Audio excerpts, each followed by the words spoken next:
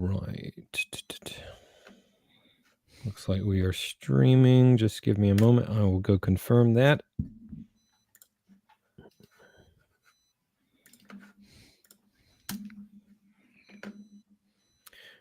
All right. We are live and we have people joining the room already, which I love to see. Let's not keep them waiting. Let's start the show. Hello, everyone. Welcome back to Luncheon with the Experts and NCF Neuroendocrine Cancer Foundation program. My name is Rain Bennett. I am your host this episode and every episode, and I've been working with CCF and now NCF for well over 10 years now, folks, creating all kinds of video content in that decade plus.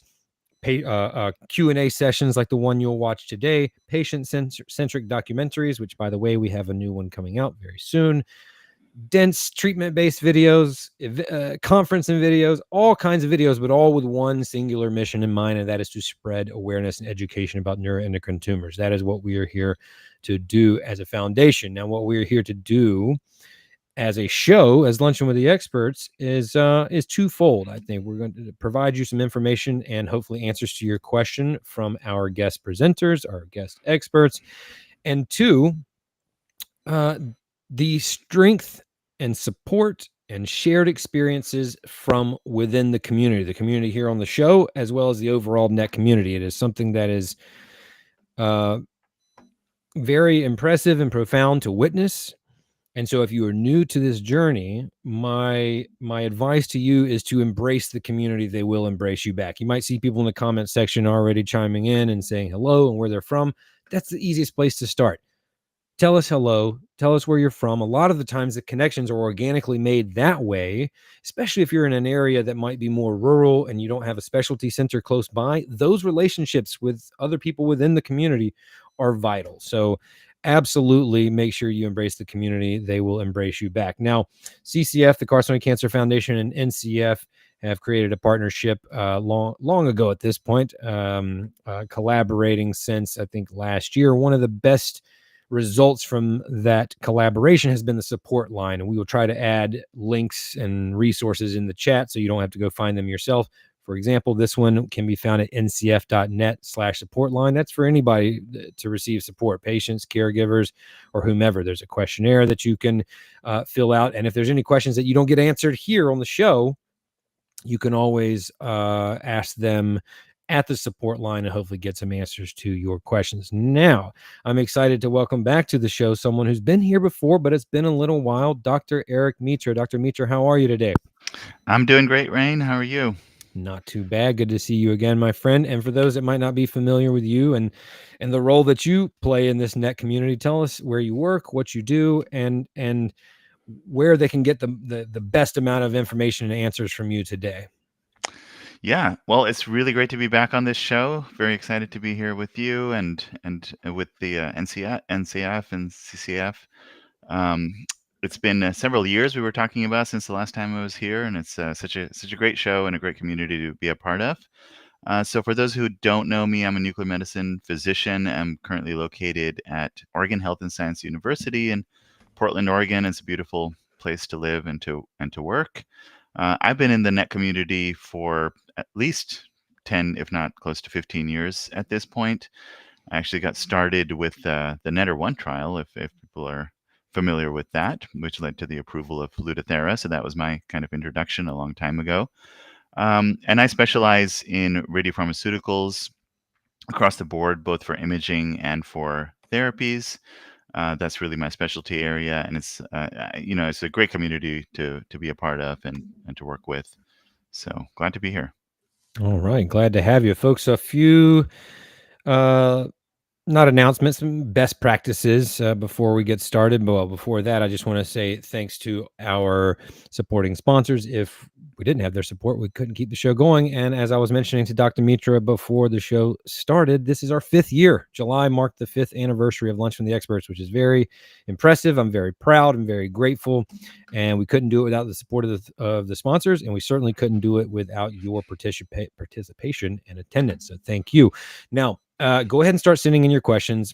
the best way to get your questions answered is in short little generic chunks. It's very hard in this format, especially virtually, to answer very dense, very case specific questions.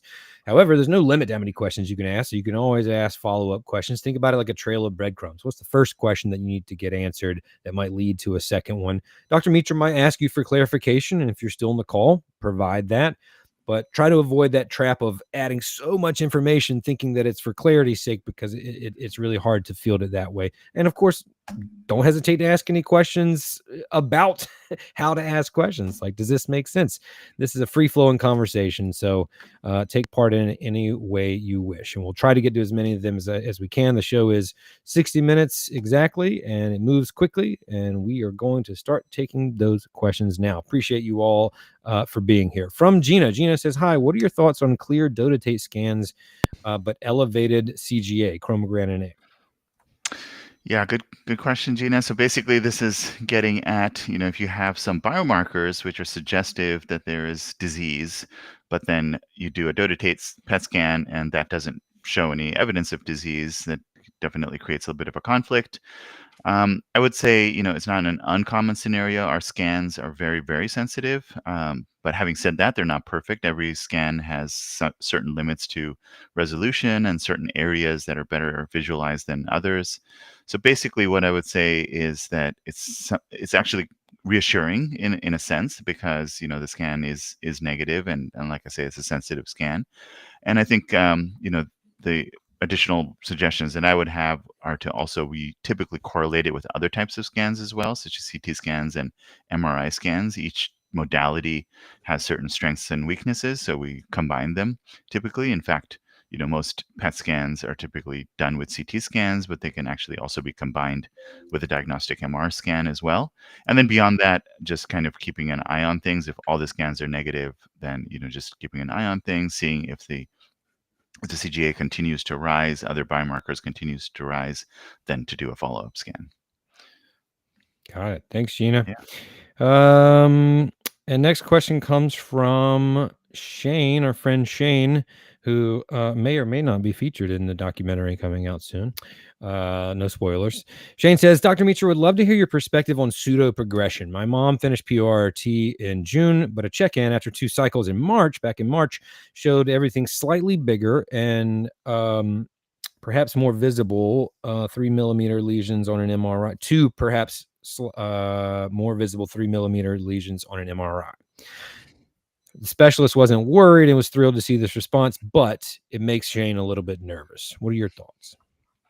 Yeah, so pseudoprogression is another great topic, and also a very tricky one, because this is a good follow-up actually to what we were just discussing, because again, every type of scan has the pros and cons that I mentioned.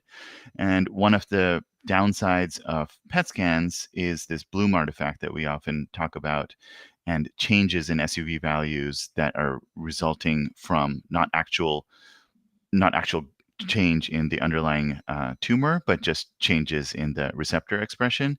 And we don't know exactly what that really means. On the conventional imaging side with CT and MRI, it's a response assessment in that sense is a little bit more characterized. It's actually, I would say, it's much better characterized.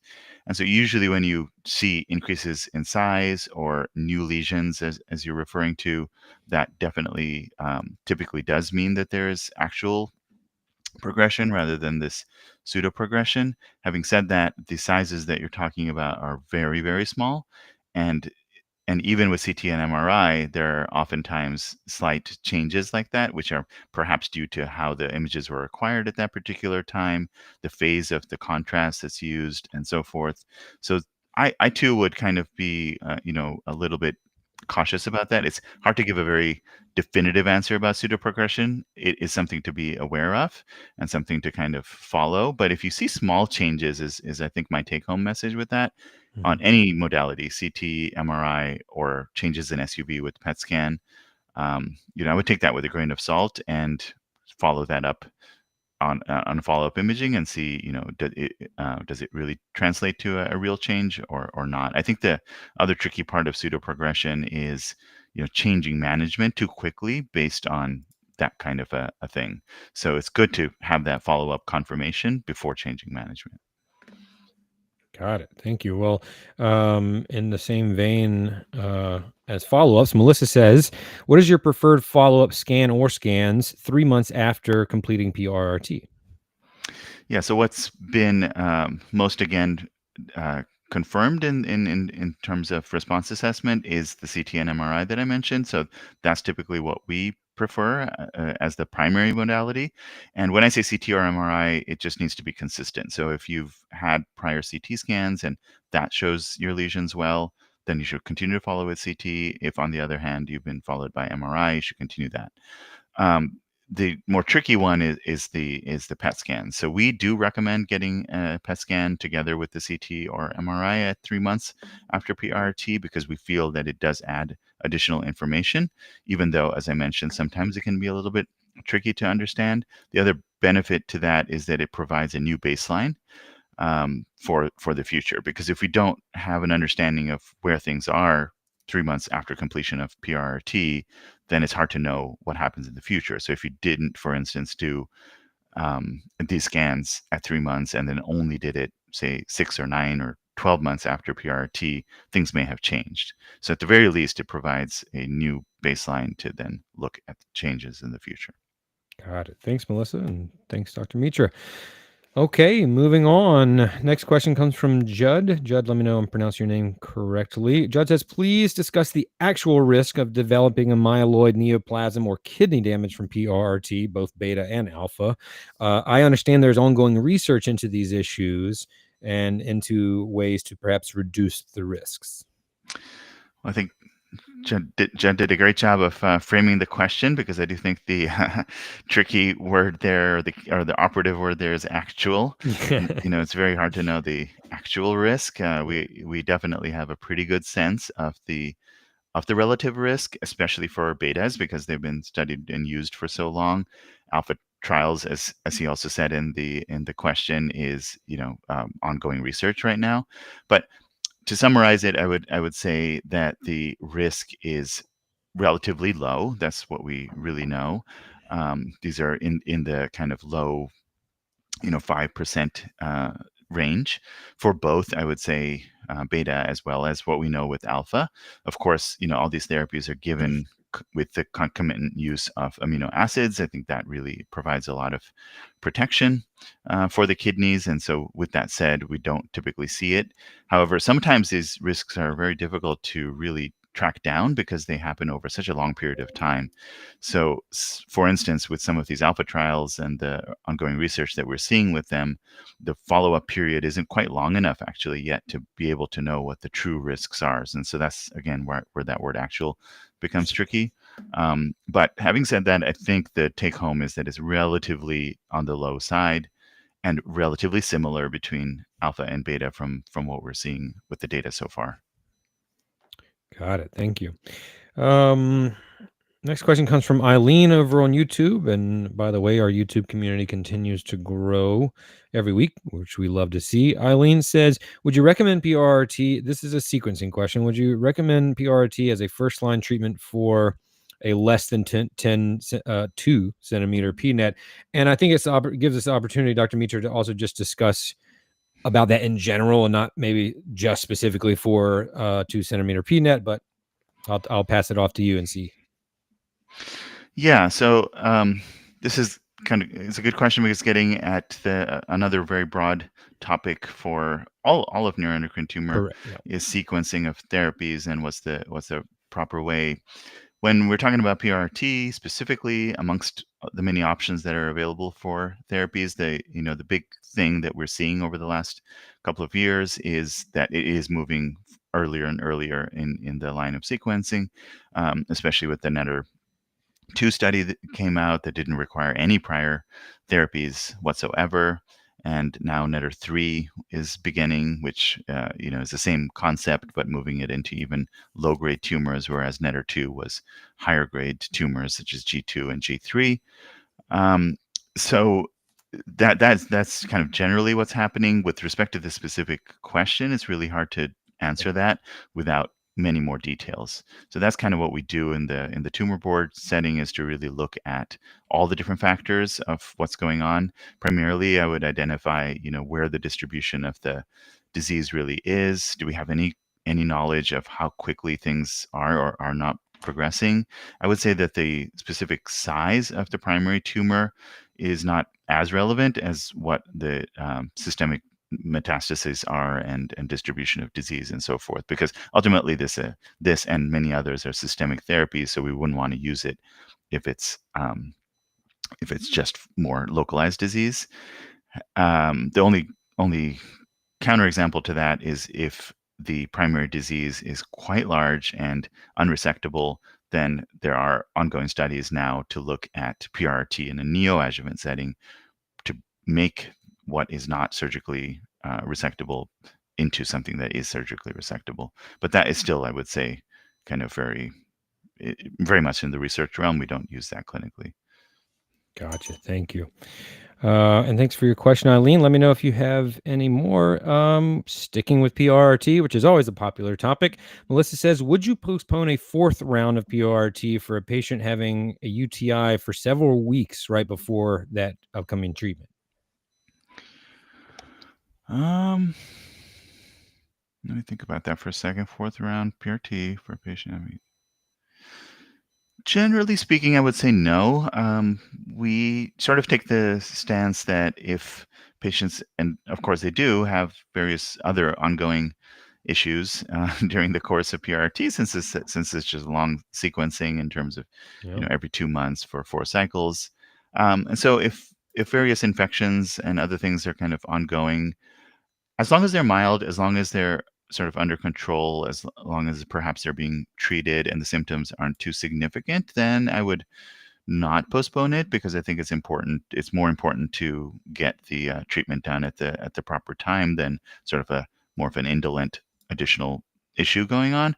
But there, of course, it is a bit of a gray zone if it's more of a significant infection, especially with the urinary system, because that's how the tracer is cleared, or it requires more significant care or hospitalization, then yeah, I don't think it's unreasonable to postpone it in that case. Gotcha. Appreciate it. Thanks, Melissa.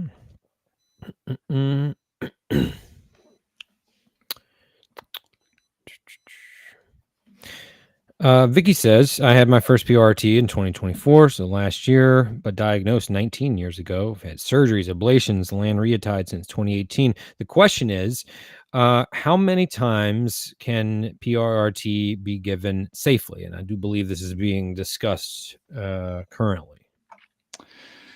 Yeah, the answer is no one knows. is definitely the short and correct answer. So additional cycles of PRRT, retreatment PRRT is how we refer to it in the US, typically in Europe, often called salvage PRRT. But basically the concept is exactly as the question is asking, is what is the extra number of cycles that you can give safely. Traditionally, people typically gave the initial 4 cycles and then took a break for 1 to 2 years and then continued on with additional 2 cycles. Nowadays, people often give up to 4 cycles additionally, so 2 entire retreatment cycles. We also, as an example of a site, actually use dosimetry, and we can talk about dosimetry in more detail if there's interest in that. But we use dosimetry actually when we start those additional cycles beyond the 4th one to have some understanding of what the kidney dose is, what the bone marrow dose is, and if there's any specific lesions that we're interested in following, at least to give us some additional information on how many additional cycles we can give. So I think the kind of general answer is somewhere in the range of 2 to 4 additional cycles. I know of very little examples beyond 8 total cycles, although there are some examples of that. So that's kind of where things are, but it also depends on, again, what the sort of underlying situation is, how quickly the disease is progressing, what other issues are going on. Specifically, I think the biggest thing we often worry about is the bone marrow and the kidney. So depending on how well those are functioning, we might adjust things. Sounds good. Appreciate it. Folks, if you are just joining us or joined us a little bit late, this is Luncheon with the Experts. We are here today with Dr. Erik Mittra. We're talking about all things nuclear medicine and scans, and great conversations and questions so far. A lot about PRRT, and I am sure that trend will continue. So let's continue asking the questions. Julie says, I have a grade 2 gastric NETs removed now, but the CT scan is negative for METs. What other scans might be needed for Julie? Sorry, which scan was negative for METs? The CT. Oh, okay. Yeah, I think, again, CT is sort of a foundation for all imaging, but definitely for NETs, especially the only caveat to that is it wasn't mentioned if that was with or without contrast. It's very important to do multi-phase contrast enhanced CT to ensure that you really see everything, because sometimes metastases are seen on the arterial phase, sometimes they're seen on the venous phase of contrast, and so that's one very important caveat. Having said that, we typically also will do a PET scan at staging, just to ensure that there aren't lesions that aren't seen on conventional imaging, either by CT or MRI, and only seen by PET scan.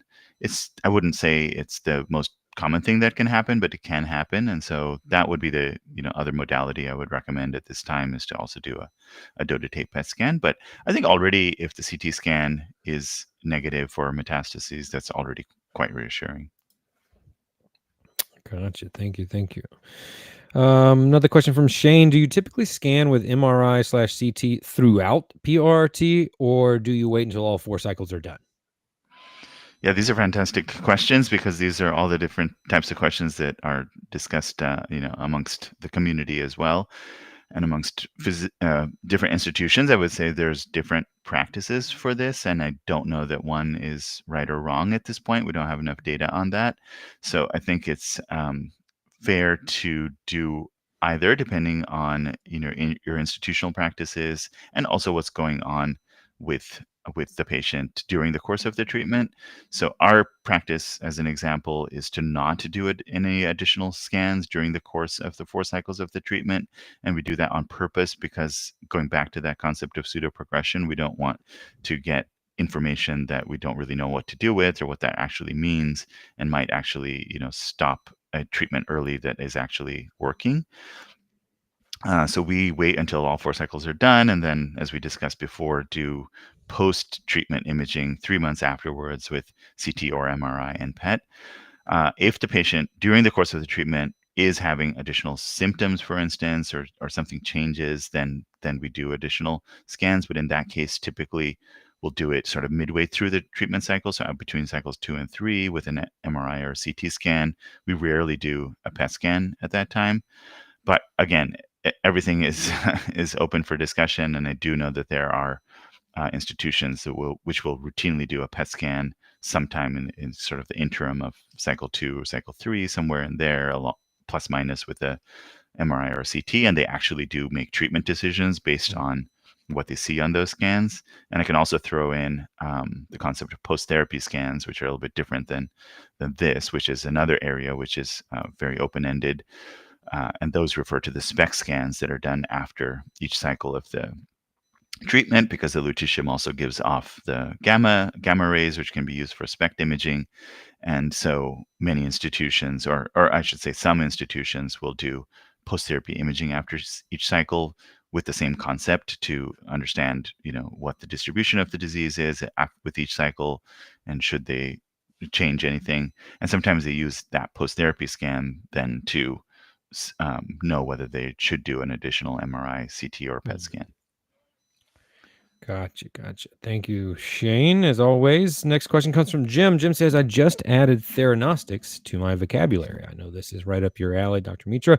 My question is, with PRRT, beta and alpha, what is the typical impact of several somatostatin receptors, since there are some that respond better to PRRT? Essentially, all of the targets for the somatostatin receptors are towards the subtype 2. Some also have some cross-reactivity with subtype 5, but primarily it's all subtype 2. So I think, for all of the targeting that we're talking about, it's essentially more or less the same, regardless of if it's a beta and alpha. So the main difference is actually more the isotope that we think about. So that's how I would kind of think about that. But yes, theranostics, for those who aren't familiar with it, is a great term to keep in mind, and definitely, as you said, Rain, up my alley. It's a combination of the words therapy and diagnostics, and that's exactly what we do in nuclear medicine. We use imaging to look at the receptor expression, and then that is what we target with the therapy. So the targets, again, to reiterate, are generally all the same, both for the imaging and for the different types of therapies. It's just that isotope we're sort of playing around with to be able to either image or treat in different ways. Absolutely. I think it also gives us an opportunity to talk about your relatively new theranostics program there at OHSU.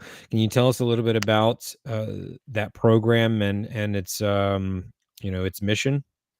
Absolutely, yeah. So we are very lucky to have sort of the Theronostics program, the Theronostics clinic that we have, and the timing couldn't have been better. We moved into a brand new space last year, and it was great timing because it's exactly when Theronostics is really kind of expanding and growing, and so we were able to build this state of the art Theronostics clinic with a great space for the therapies with the proper number of infusion chairs.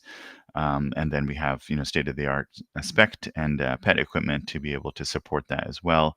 But ultimately, it all boils down to the people. And again, we're very lucky to have a really talented and dedicated group of physicians, technologists, nursing staff, um, as well as medical physics and research support. And then ultimately, in terms of our oncology colleagues and all of that. So I think what this really highlights is a couple of different factors, though, which is that net care, as everyone always talks about, is a tremendous multidisciplinary effort. And so, you need to have all of those different people in place to be able to deliver this at a high level. And then also just having the proper space and facilities to also be able to accommodate all these growing number of therapies. Hmm. It's a great institution that you got over there. But probably the best feature is the tram going down into town, Yes. which I took for no other reason but the views. When I was there, I still have a video of that. Yeah, it's a very, very cool Oh, it's feature. gorgeous, man. And especially fun because people actually use it all the time, Yeah, the staff and patients, yeah. absolutely, Yeah. absolutely. And folks, if you haven't been out to Portland, you should do it for that reason alone, and maybe Pal's Books. Pal's Books Right. is another.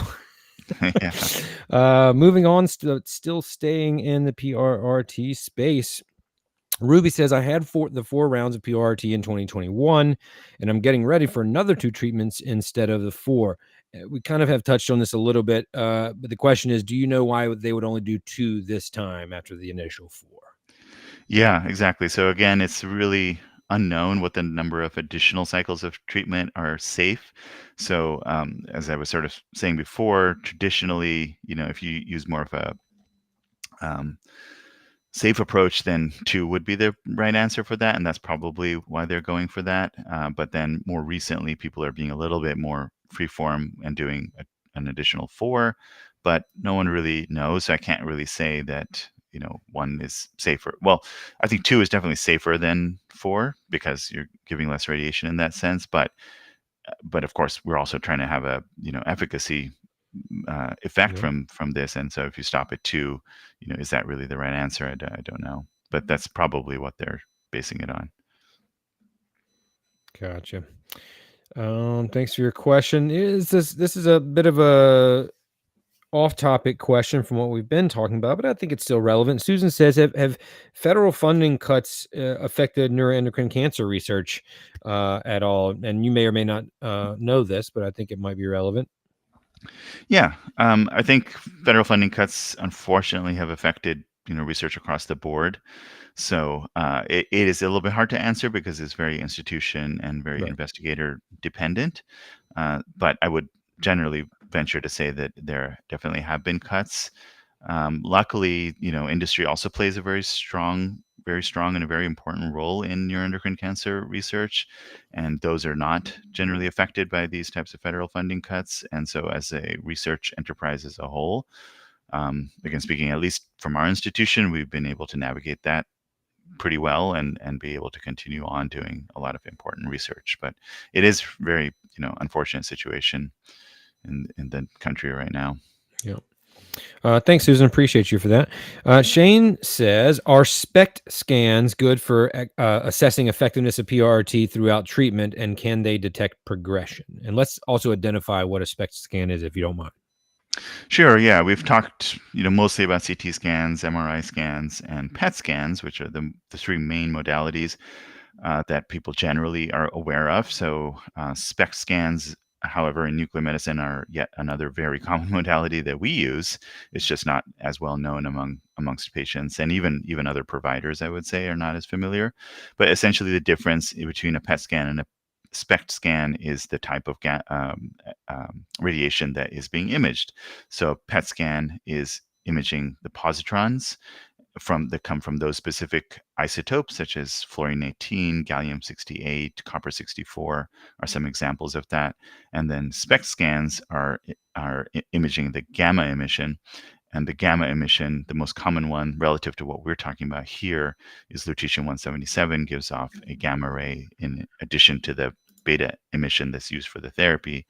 So that results in us being able to take these quite good images after the administration of the therapy, because the beta is targeting the tumors and doing the damage there, but then the gamma is perfect for imaging. And so you can do that as soon as the patient is given the therapy, or up to, I would say, 24 or 48 hours after the therapy as well. So there's actually kind of a range. So a lot of places use that benefit of that you're not administering anything additional. You've already given the therapy, and you're just taking advantage of this gamma emission to be able to do a SPECT scan. And so they feel that, why not take advantage of that and just bring the patient back, either at the conclusion of the therapy on the same day, or sometimes the next day the patient will come back and do a scan. And it gives you pretty nice, I say pretty nice because it's just not quite as high resolution as a PET scan, but still it's quite good resolution. And you can see, where the therapy has gone, and gives you a sense of, what's going on and what's changing. One important thing to keep in mind with that is, if you, for instance, do a scan after cycle 2, just to use an example, you're not seeing the benefit of that cycle 2 therapy. You're only seeing the benefit of what had happened after cycle 1, because at that point, the effect of the cycle 2 therapy hasn't happened yet. You will see that benefit after cycle 3. So that's an important thing to keep in mind. But nonetheless, it's kind of a good opportunity to do that. We have found it to be mixed. Some places will really rely on it to detect progression, as the question asks, and that's kind of the main thing that they're looking at. And if they see some new lesions and new areas of uptake, then that will prompt to do an additional CT, MRI, or PET scan to confirm that. And then, as I mentioned before, they'll sort of use that to actually adjust management decisions. We have looked at that for a number of years, and at least in our experience, it generally, we don't see that. It's very, very rare to see any clear progression on SPECT imaging post therapy. So we haven't found it to be as useful, and there is a certain hassle associated with it. You have to stay for the additional scan. You have to either stay or come back. There's an additional cost associated with that, and then we don't really entirely know what we're doing with that data. So yeah, it's, I think, plus and minus. If you go to an institution and that they're doing it and they're comfortable with it, I think that's totally fair. And if you go to an institution that doesn't do it, that's probably also fine. Got it. Thank you. And thanks for your question, Shane.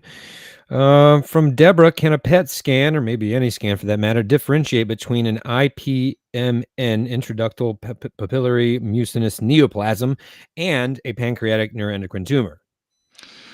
That's a little bit out of my expert area. This is more for a radiologist.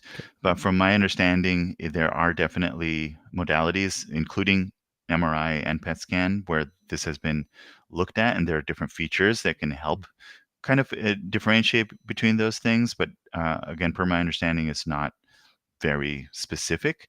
And so usually you need to have some sort of a follow-up or dual modality imaging to be able to really know. Oftentimes, also the size will help, because if it's particularly small, you don't have enough features on those scans to be able to differentiate. But the larger it gets, then the more data essentially you have that you can differentiate. Got it. Thanks, Deborah. Let me know if you have any other questions. Angie says, I have 4 treatments of PRRT that I finished last year in 24. My endocrinologist wanted me to try vitamin C and stem cell therapy. The question is, do you have any thoughts on this? It's also to help with hypothyroidism. Yeah, again, a little bit out of my expertise area, but I would say probably on this that I would defer to the endocrinologist on those types of therapies, because it sounds like, from what the question is suggesting, that those are more for things sort of unrelated to the underlying neuroendocrine tumor. Mm-hmm. And after you have completed this therapy, it's to 2024, so still not that far in the past. Right. As long as things are stable with the neuroendocrine tumor based on imaging, then I think it's totally fair to do these other types of things to help address the other things that are going on. But I'm not personally familiar with these therapies to even sort of ancillary have an effect on neuroendocrine tumors. Yeah. Thanks, Angie. Appreciate you. Next question comes back from Judd. I would love to hear whether and how Dr. Mittra has used molecular imaging to decide whether to adjust a patient's RPT, either fewer or more cycles or different doses or intervals, that is to say, personalized dosimetry. Yep. Great question. This is really definitely cutting edge kind of stuff that we're talking about at this point. So dosimetry, for those who aren't familiar with it, is essentially using the information from SPECT imaging to understand what the retention of the radiopharmaceutical is in different areas. That's sort of the easiest way that I can summarize it. So each person will have a different characteristic of that, depending on, for instance, how good your kidneys are functioning, what your bone marrow looks like, what the lesion receptor status is, and how much they're taking up that agent or not. So all of these like personal factors is what leads to this concept of personalized dosimetry. So we do these scans, on you, either after one cycle at the very least, or after multiple cycles, or I should say after each cycle, and we calculate all that information. And based on that information that we get, then so that's the first tricky part of this whole situation, is just to be able to do that. It is somewhat complicated, not only because of the logistics of doing these multiple scans to get this information, but then you need the support of really good software, of which there's several that are now being put out there, as well as the support of medical physics to be able to actually calculate these very complicated things, which way beyond my understanding. And I'm very glad to have, as I mentioned before, the support of some very smart medical physicists in our team to be able to do that. Once you have all that information, though, even then, it is difficult to know what to do with that information. And the reason for that is because the radiation dose limits for radiopharmaceutical therapies are not well characterized at all. So most of that information that we have actually comes from the radiation oncology world, where they do know their dose limits for external beam radiation to certain areas. And so they have limits for what is a proper amount of radiation for this specific type of lesion, and what is the limit for normal organs such as the kidney and the bone marrow. So we extrapolate that information to radiopharmaceutical therapies, but it's very kind of gray. And so I know this is a long answer, but all of that to say that we collect all that information and we try to make the smartest decisions that we can. For instance, if we do have patients that reach or exceed their kidney limits after 2 cycles of the repeat PRRT, then we will probably stop, because we don't want to cause long-term kidney toxicity. On the other hand, we definitely have patients where we can easily give all 4 cycles and they don't come anywhere close to their dose limit for the kidney, to continue with that example. And so in those patients, we feel very comfortable to continue on with additional cycles. So that's an example of how we would do all of this personalized dosimetry and then use it. But my final thought on that is that, again, we try not to be overly prescriptive about it because of all the unknowns that I talked about. So what we'll ultimately do is take that information, pass it on to the oncologist who's overseeing the care for that patient, let them know that this person may reach their dose limit after a certain time. What do you want to do with that information based on everything else that's going on, such as the course of the disease, other therapeutic options, life expectancy, etc. And so that's how that's my answer to that very complicated question. Gotcha. Thanks, Judd. Appreciate that. Great questions today, and I'm glad you're here. Next question from Noble. Noble says, I did a dotatate scan and it only shows my liver mets. I've done MRI, CT, EUS, and FDG PET as well, and we can't find the primary tumor. What would be the next best imaging to try to see if there's a small tumor in the small bowel or pancreas? Wow, you have had pretty much everything. So that is a really tricky question from the imaging standpoint, because honestly, I can't think of anything else that might help to do that. If all of those modalities are negative, what our surgeon would typically say is that if that's the case, then they would have to go in and actually try to run the bowel, as they call it, and try to find the primary tumor that way. It can often be so small that, again, the resolution limits of all of these imaging modalities might not be enough for it. I will say that dotatate scans out of all of those options are probably the best one. So another option would be to essentially repeat the dotatate PET at a future time. But if you're already on therapy, then the tumor might not change. So yeah, that's a tricky one, but you might have to actually do that the old school way and do it surgically. Got it. Thanks, Noble. From Dorothy, my last few scans have been PET/CT combo. Is this something new, or is this just new for me? No, PET-CT has been the standard for almost over 20 years, I would say, since the early 2000s. And also, by the way, for Spec CT as well. That CT, though, does vary, and there's a little bit of details there. I don't know if it's relevant to your question or not, but you can either do the CT as what we call a low dose non-contrast CT, just for the sake of having the PET scan, or you can do it as a diagnostic quality CT with contrast and higher dose and multi-phases. So there's a little bit of details there. Nowadays, of course, we also do PET MR sometimes instead of PET CT, but PET alone, bottom line, or SPECT alone is no longer done and hasn't been for a long time. Gotcha. Thanks, Dorothy. Let me know if I got that question right or if you have a follow-up.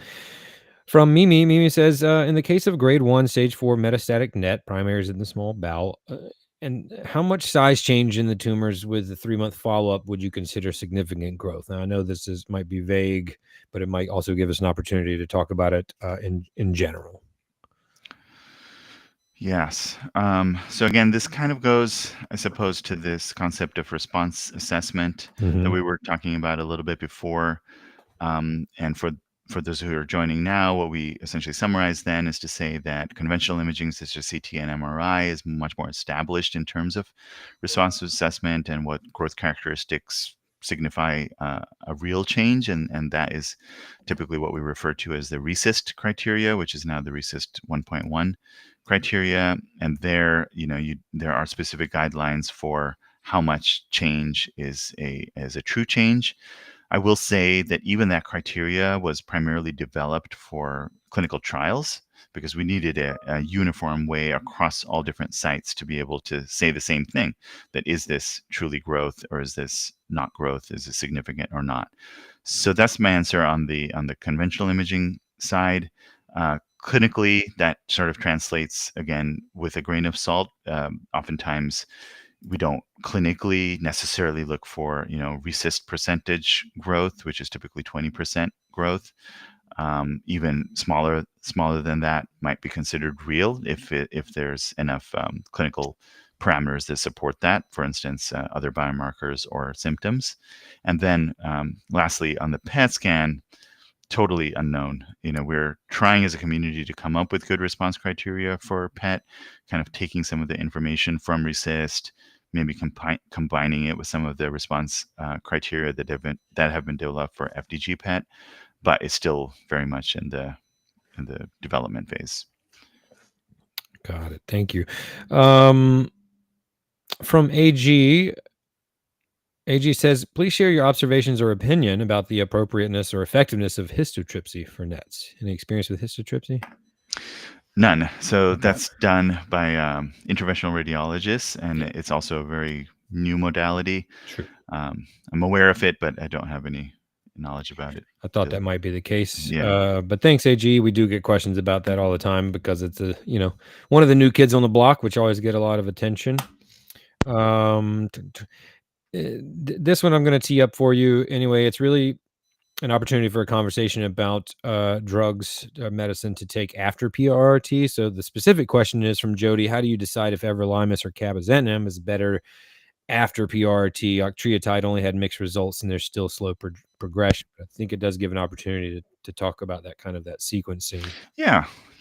No, it's absolutely an important question because we're talking about PRRT in detail, and it's fantastic, and some great trial results recently. But having said that, it's also really great that there's many other options that are also out there.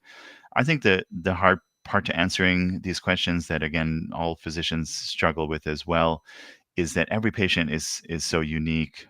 We always talk about that as in terms of time to decide these types of decisions about which specific agent to use. So I think sort of the summary for that is that it really depends on each patient's specific disease process. So where the primary is located, what the distribution of the disease is, what the rate of growth is, what the somatostatin receptor expression is. Those are the main things that, again, in a multidisciplinary setting is decided. Having said that, all of these options are potentially good options. And so I think that's kind of the positive take home from that, is that there are many options. It's just a matter of figuring out which one to use first and then which one to use after that. Octriotide is often still continued to be used after PRRT because it's relatively safe and well tolerated. But then if that fails, that's when we decide between some of these other agents that are discussed, or other ones, as well as that's where, again, the role of repeat PRRT or some of these alpha therapies come in as well. Got it. Thank you. Appreciate your question, Jody. Folks, we've got just a little bit more than 10 minutes. I told you the show goes by quickly, but we're going to keep plugging forward and hopefully getting to as many of these as we can. Next one comes from YouTube. New friend, perhaps, Dave. Hey, Dave. Question is, Dr. Mittra, is there any tangible difference on scans for independent primaries versus MEN1 versus metastases in different locations? For instance, lung net and pancreatic net. Right. I would say yes and no. The imaging is very hard to kind of differentiate those types of syndromes versus independent metastases. So in that sense, the images may appear the same. What we're looking for on all of these is, the degree of uptake and the location. Those are the main things that we're looking for. And so in that sense, it wouldn't necessarily differentiate, but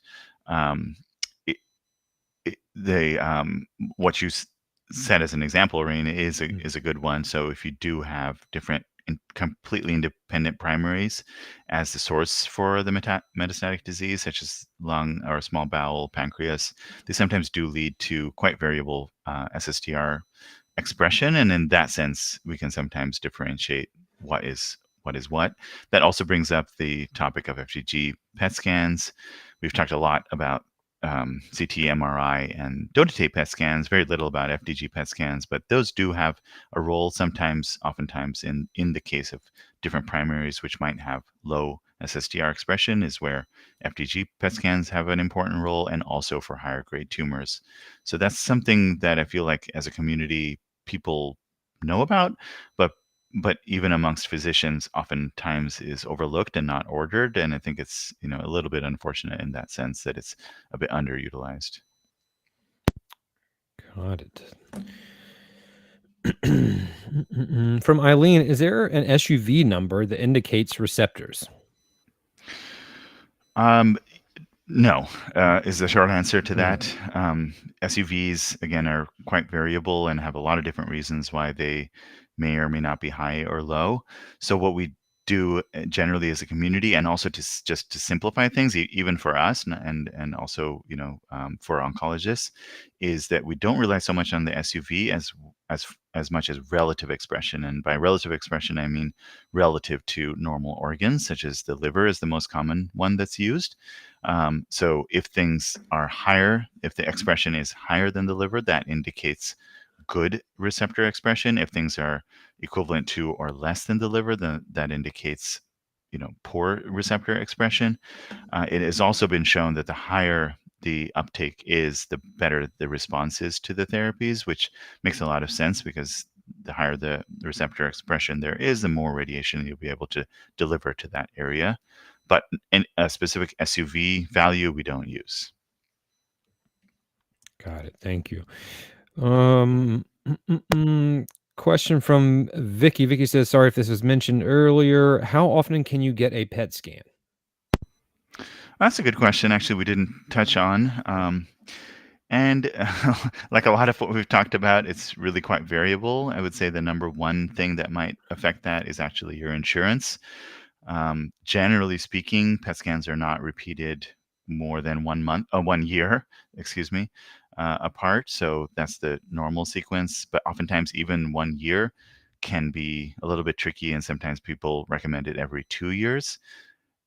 But there are even exceptions to that, where I've seen certain patients can get it like multiple times a year. But I think the take home is approximately once a year. Thanks, Vicky. Next question from Jim. This is a good one. If this discussion was being held in Europe, would we be discussing PRRT A alpha as a more common treatment option versus B beta?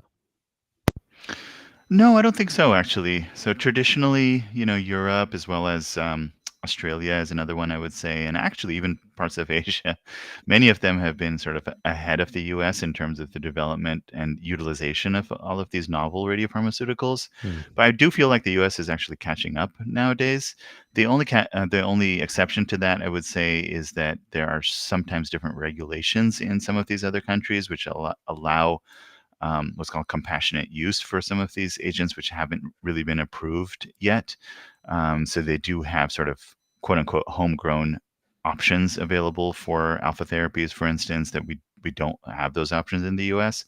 But in terms of overall availability for patients, overall approval of these agents, overall distribution from the main companies that make them, the US and other parts of the world are now more neck and neck. And so generally speaking, we're sort of having the same conversations. Got it. Thank you. And thanks for your question, Jim. This is an important question, I think, from Mark. What is the best way to have a specific image on an MRI looked at again that the radiologist didn't mention in the report? Ordering doctor says he doesn't know how to read an MRI, but definitely there's an object there. Doctor wasn't willing to ask the radiologist.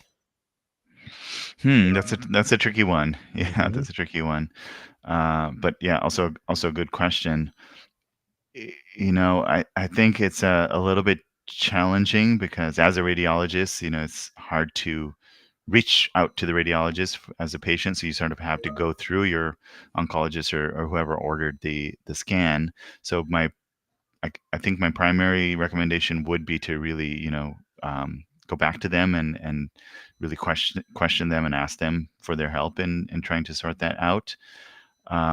If not, then another option would be to essentially go to a different primary care or oncologist to get a second opinion. And by doing that, that person would also have to review the scans as well, and in that way you would get another opinion on the scan. But I do agree that it's hard to actually reach out to radiology. Yeah, it's a tough one. Mark, I appreciate that. I don't know that I've seen your name before, so if you're new to the show, welcome. And if you're not, my apologies for not recognizing that. I've heard so many patients, countless patients over the years say, be your own best advocate. So this is one of those opportunities that I think that we get just as much value from the patients and other people in this space, the shared stories and shared experiences. So if anybody else out there has something to say to Mark in relation to that question, please feel free, because that is a tough spot to be in, Mark, and I understand why it's probably frustrating. So thanks for that.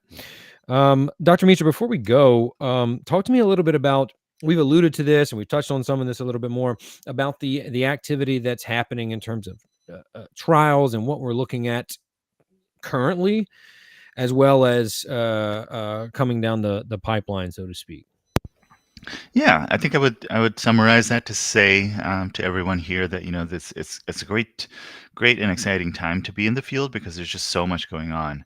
And again, I'm focused on nuclear medicine as my specialty, but even across the board outside of that, there's so many ongoing different trials, etc., that it really is leading to a lot of excitement and development for the future. So even just within nuclear medicine, we have touched on the alpha trials. We've touched on dosimetry, personalized dosimetry, some of the novel targets that we're looking at, in addition to some of the novel isotopes. So, I think that's a great take home, is that there's what we're doing right now in terms of PRRT and sequencing and number of cycles, etc., that we've touched on, is really just the first step. And I think it's a great step that we've certainly done. But in the future, if you look ahead to 5 or 10 years from now, we're going to have so many different options in terms of novel radiopharmaceuticals, personalized dosimetry, knowing how to adjust the number of cycles, etc. And all of this is for the goal of kind of improving the personalized care and improving some of the outcomes and lowering the toxicity. So it's a really exciting time. Awesome. I agree. It's nice to see a flurry of activity. Probably time for one more question. Shane says, and he warned me there would be a lot today. Shane says, would you say that these tumors can and do swell during PRRT? Yeah, it's a little bit unknown. We theorize that there can be some inflammatory effect from the radiation, not so much from the tumors themselves swelling, but all of the immune response that is initiated by the radiation. And so as a result of that, there's some concern, for instance, that some of these tumors that are, a great example is located in the bowel, in the peritoneum, can lead to or induce some sort of an obstruction because of the inflammation. And as a result of that, people often use steroids to help reduce that inflammation. But I will also say that it's really not well studied, not well understood. And so a lot of that is honestly more theoretical than it is practical. But it is something we talk about, yes. Gotcha. Well, thank you so much. Appreciate you being here. Back again, Dr. Mittra. Hope you. Yes, absolutely. It's awesome to be here. Thank you for having me. Really appreciate interacting with you and the community. So Absolutely. thank you. And folks at home, real quick, I want to address something before we go. I saw a question or a comment about the order in which we ask the questions, and just in the interest of transparency, I want to give a quick explanation. Sometimes I couple things together by theme. If we're talking a lot about PRRT and there's a logical question that seems to go with the previous question, I might package them that way. Sometimes they are too case specific, which we mentioned at the top. Sometimes the guest specialty, area of specialty, might not align with that question. So there's a variety of reasons why a question may or may not get asked. We try to get to as many as possible. But I want to use this as an opportunity to reiterate, reach out to the support line, ncf.net/support line. This is the place where you can get those questions answered and some of that direction in between the shows. We're doing the shows twice a month, so we will be back in 2 weeks, but I appreciate you all being here. Again, we couldn't do the show without you. And again, I hope this program helped answer some of your questions. That's it for today. Thank you for joining us on Luncheon with the Experts. I am Rain Bennett. I have been your